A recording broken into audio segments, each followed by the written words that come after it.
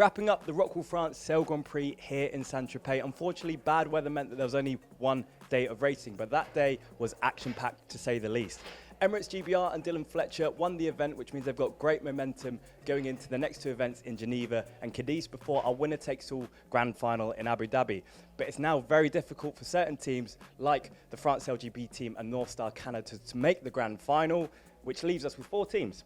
Los Gallos of Spain, the New Zealand Black Foils, the Australia Bonds Flying Roos and Emirates GBR. Lisa, it's been an incredible event for GBR, right? Yeah, I think for them, they've had a bit of an up and down season, but you really want that momentum going into the pointy end of the season.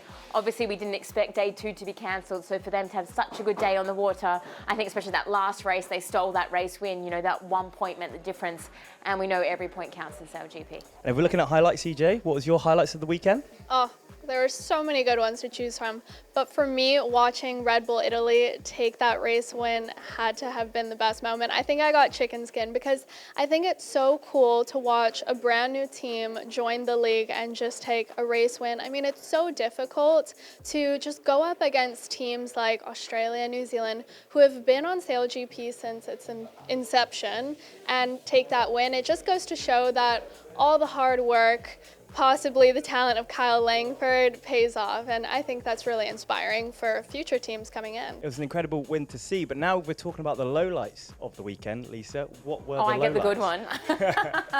I mean, the lowlight is obviously missing race day 2. Nobody wants to see that for the fans, for the athletes, for everybody that brings these events together. But I think, you know, incredibly, in the 5 seasons that we've had at SailGP, this is only the 3rd day of racing that we've missed.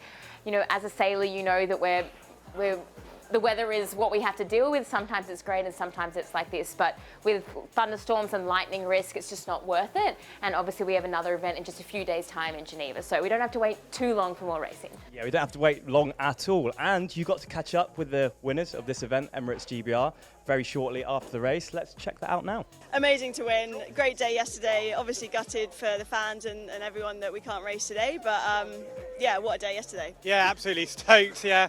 Great day racing and 80-metre wings, and we're just looking forward to Geneva. You know, disappointing not to be out there, but Geneva's going to be fantastic. Oh, for sure, yeah. I think to be in the mix with the top 3, you know, there's 4 of us super tight on points, and I think the last three events, anything's gonna happen, and to be in the mix, I think, is all we kind of hope for at the start of the season. So yeah, we're excited for the rest of it. Oh, they've done brilliantly. I mean, it's been an up and down season, as it has been for all of the teams. But the last couple of events, Germany with the setback, with the crash, coming back from that, and then sailing, you know, just brilliantly yesterday in pretty tricky conditions. We can really see the team are gelling well, and this is a critical moment in the season with this triple header now, and then looking to the final in Abu Dhabi November, so all to play for. I can tell you it's way more stressful watching. I mean, it's just biting the fingernail moments. Some of these, you know, the racing's just getting so close, and I think what's fantastic is the quality of the racing, and we can see that. I mean, okay, we're having a few crashes now and then, which is not ideal, but it's action-packed. Great interviews from the team there. Now, looking ahead to our next events in Geneva and Cadiz in Spain before Abu Dhabi, what's on the agenda? What is Geneva looking like, and who could be favoured in those conditions? I think it's really interesting when we look at what's left of the season, because you have Geneva, which is typically a lighter wind event, which still challenges the sailors in a specific way. And, you know, that might suit teams more like Spain and Emirates Great Britain, if we're looking at the top 4. Then we go to Cadiz, we're in the Atlantic Ocean, we have waves, we have wind, hopefully, you know, Black Foils, Bonds Flying Roos. I think for them, you know, they love those sort of difficult conditions. So it's going to get tight in the top 4. And it's hotting up with the rivalries, CJ. Obviously, at the top there, you have the Bonds Flying Roos and the Black Foils. Who are you favouring going into those last 2 events? Oh, that's a really difficult question. Both of the teams are so strong in what Lisa said are those tricky, wavy, breezy conditions, but I think I'll have to put my money on the Bonds Flying Roos. Bonds Flying Roos. Okay, you've heard it here first. And with momentum is a key part of what's going on here at SailGP, and Emirates GBR coming off hot off a win this weekend. Are they looking strong going into the next event in Geneva? I think Emirates Great Britain will do really well in Geneva. I think if we look at the events that they've done well so far this season, especially when it's like quite tricky, quite erratic, I've said this many times, but I think this relationship between Hannah Mills, multiple Olympic medalist, Dylan Fletcher as well as the driver, he trusts Hannah so much. So when you're in conditions where you're trying to find wind to be able to, overtake and things like that, they've just seemed to have it really dialed in, and that partnership I think is something that is really valuable for that team. Coming off the win here and things like that, I just think that team is looking really good right now. And with Los Gallos of Spain being a bit of an outside pick, what event do you think is going to favour them the most, and where could they really chip away at that third place position? I think going into Cadiz, Los Gallos always will perform well. I mean, that's their home venue. They've got their friends and family out there supporting them, and it could be pretty breezy and wavy, and I think it could suit their team really well. Home advantage isn't always a pro though, because as you see, we're here in France and we are stuck inside on day 2 of racing, and the French team have not made the grand final potentially at this point. Yeah, I mean, it's super tough. I think nobody expected us to be sitting in the Société Nautique de Saint-Tropez instead of out there on the water with racing on day 2. So, it was a really tough day for the French team out on the water yesterday. But to be honest, it was a tough day for everybody.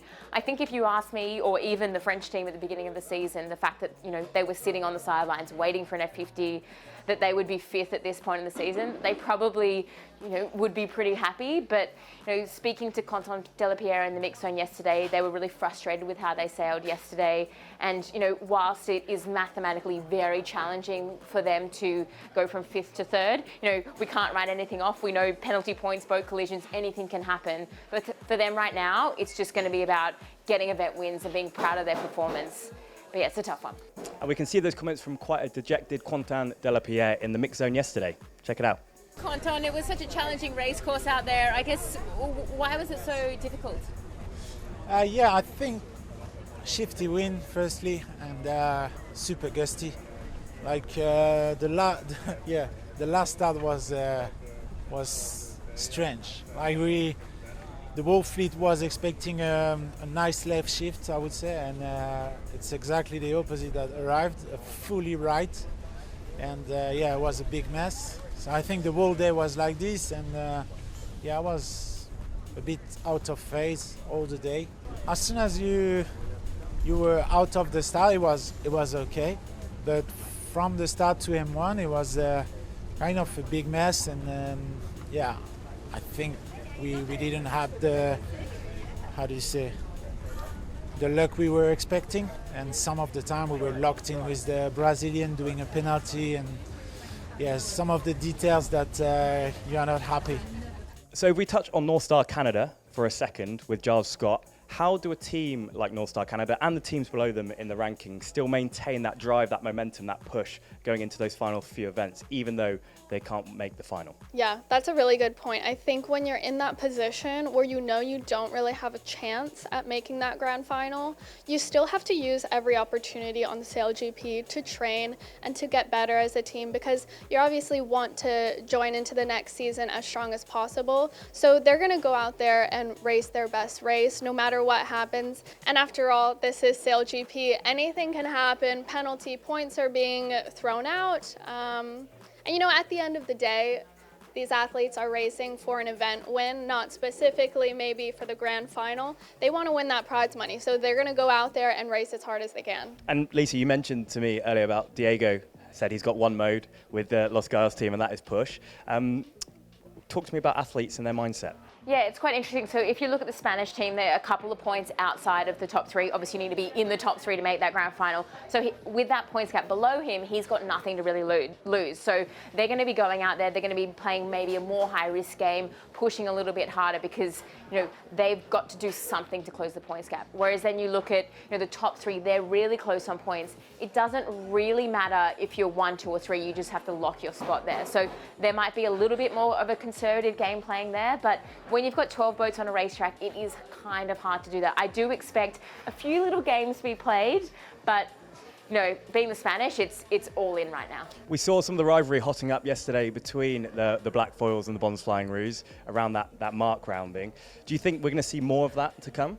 I just think that's how they race, whether it's racing for the grand final or racing for position on a turn up. But I think what is interesting is to see what teams actually play spoiler, because it's great to have be the you know, if you're New Zealand, you want to beat Australia, great, you can get a point. But if you throw the teams that are 7th to 10th in there and they're starting to create a points gap, that's when you have real problems. So you don't want to have any enemies out there. You want people to be your friend. Of course, yeah. Oh, well, you always want people to be your friend. And CJ, you are someone that's been on an F50. You've experienced what the training is like, what the seasons are like. Do you think that now the pressure is off for some of these teams? They can use that time for the training and development of their team? I mean, obviously on SailGP, you use whatever time you have to the most. And all of them, I think, when they enter a race weekend, it's all about racing and trying to get to be the best team possible. I don't think any team has fully given up on their season, per se. So I think they're just going to go out there and race as hard as they can. Winning mentality. Yeah, the other thing is like, okay, maybe they can't get into the top 3, but you know, they still want to be as far up the leaderboard as possible. I mean, you know, it's kind of like that midfield race, and I think that's the thing when you have sponsors, when you have all these commercial obligations, you still want to show, okay, we're improving, or okay, well, our momentum's going up, we're going to be there next season. The season hotting up, we're getting towards the end, which means momentum is key, conditions are key. What do you think about Geneva? I mean, anything can happen in Geneva. We're expecting it to be the lighter wind range, which, you know, sometimes, you know, might look a little bit less high adrenaline, but I can tell you the heart rates are still really high on the athletes out there. And I think it's about, as you said, momentum. So having back-to-back events, it's rare for SailGP. You know, that's going to suit people like Emirates Great Britain.